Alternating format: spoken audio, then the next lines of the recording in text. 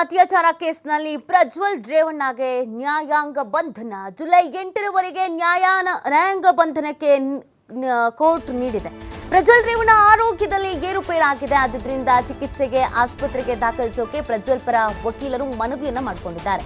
ಮನವಿ ಪತ್ರ ಸಿದ್ಧಪಡಿಸಿ ಪ್ರಜ್ವಲ್ಗೆ ನೀಡಿದ್ದಾರೆ ವಕೀಲ ಅರುಣ್. ಜೈಲಿಗೆ ಹೋದಾಗ ಅಧಿಕಾರಿಗಳಿಗೆ ನೀಡುವಂತೆ ಸೂಚನೆಯನ್ನ ನೀಡಲಾಗಿದೆ. ಜೈಲು ಅಧಿಕಾರಿಗಳು ಅವಕಾಶ ನೀಡದಿದ್ದಲ್ಲಿ ಅರ್ಜಿ ವಿಚಾರಣೆಯನ್ನ ಮಾಡಲಾಗುತ್ತೆ. ಆಸ್ಪತ್ರೆಗೆ ದಾಖಲಿಸಿ ಚಿಕಿತ್ಸೆಗೆ ಅವಕಾಶ ಕೋರಿರುವಂತ ಅರ್ಜಿ ಸೋಮವಾರ ಅರ್ಜಿ ವಿಚಾರಣೆಯನ್ನ ನಡೆಸುವುದಾಗಿ ಕೋರ್ಟ್ ತಿಳಿಸಿದೆ. ಪ್ರಜ್ವಲ್ಗೆ ನ್ಯಾಯಾಂಗ ಬಂಧನ ಆಗಿದೆ. ಇದರ ನಡುವೆ ಅವರ ಆರೋಗ್ಯದಲ್ಲಿ ಏರುಪೇರು ಕೂಡ ಆಗಿದೆ.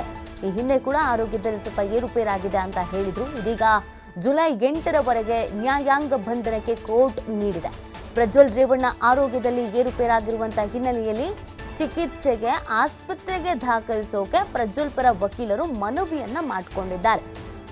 ಆರೋಗ್ಯದಲ್ಲಿ ಏರುಪೇರಾಗಿದೆ, ಹಾಗಾಗಿ ಅವ್ರನ್ನ ನಾವು ಜೈಲಿಗೆ ಕಳಿಸೋದಕ್ಕಾಗಲ್ಲ, ದಯಮಾಡಿ ಅವಕಾಶ ಮಾಡಿಕೊಡ್ಬೇಕು, ಟ್ರೀಟ್ಮೆಂಟ್ ಅನ್ನು ತೆಗೆದುಕೊಳ್ಬೇಕು, ಈ ಥರದೊಂದು ಮನವಿ ಪತ್ರವನ್ನು ಸಿದ್ಧಪಡಿಸಿ ಪ್ರಜ್ವಲ್ಗೆ ನೀಡಿದ್ದಾರೆ ವಕೀಲ ಅರುಣ್ ಅವರು. ಜೈಲಿಗೆ ಹೋದಾಗ ಅಧಿಕಾರಿಗಳಿಗೆ ಇದನ್ನು ನೀಡಿ ಅಂತ ಸೂಚನೆಯನ್ನು ಕೊಟ್ಟಿದ್ದಾರೆ. ಜೈಲು ಅಧಿಕಾರಿಗಳು ಅವಕಾಶ ನೀಡದೇ ಇದ್ದಲ್ಲಿ ಅರ್ಜಿ ವಿಚಾರಣೆಯನ್ನು ಮಾಡಲಾಗುತ್ತೆ. ಆಸ್ಪತ್ರೆಗೆ ದಾಖಲಿಸಿ ಚಿಕಿತ್ಸೆಗೆ ಅವಕಾಶ ಕೋರಿರುವಂಥ ಅರ್ಜಿ ಇದು. ಸೋಮವಾರ ಅರ್ಜಿ ವಿಚಾರಣೆ ನಡೆಸುವುದಾಗಿ ಕೋರ್ಟ್ ತಿಳಿಸಿದೆ. ಜುಲೈ 8ರವರೆಗೆ ನ್ಯಾಯಾಂಗ ಬಂಧನವನ್ನು ವಿಧಿಸಲಾಗಿತ್ತು. ಇದಕ್ಕೆ ಸಂಬಂಧಪಟ್ಟಂತೆಗೆ ಆರೋಗ್ಯದಲ್ಲಿ ಏರುಪೇರಿದೆ, ಹಾಗಾಗಿ ಅವರಿಗೆ ಈಗ ಅಗತ್ಯ ಟ್ರೀಟ್ಮೆಂಟ್ನ ಅವಶ್ಯಕತೆ ಇರೋದ್ರಿಂದ ಅವ್ರನ್ನ ಆಸ್ಪತ್ರೆಗೆ ದಾಖಲು ಮಾಡಬೇಕು, ಟ್ರೀಟ್ಮೆಂಟನ್ನು ಕೊಡಿಸ್ಬೇಕು, ಈ ಒಂದು ಅರ್ಜಿ ಅದು. ಅದಕ್ಕೆ ಸಂಬಂಧಪಟ್ಟಂತೆ ಸೋಮವಾರ ಅರ್ಜಿ ವಿಚಾರಣೆ ನಡೆಸೋದಾಗಿ ಕೋರ್ಟ್ ತಿಳಿಸಿದೆ.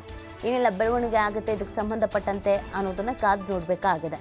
ಈಗಾಗಲೇ ಪ್ರಜ್ವಲ್ ಸಾಕಷ್ಟು ತನಿಖೆಯಲ್ಲಿ ಭಾಗಿಯಾಗಿದ್ದಾರೆ. ಅಂದರೆ ಅವರಿಗೆ ಮೆಡಿಕಲ್ ಟೆಸ್ಟ್ ಆಗಿರ್ಬೋದು ಅಥವಾ ಬೇರೆ ಬೇರೆ ವಿಚಾರಣೆಗಳಾಗಿರ್ಬೋದು ಎಲ್ಲವನ್ನೂ ಮಾಡಿದ್ದಾರೆ.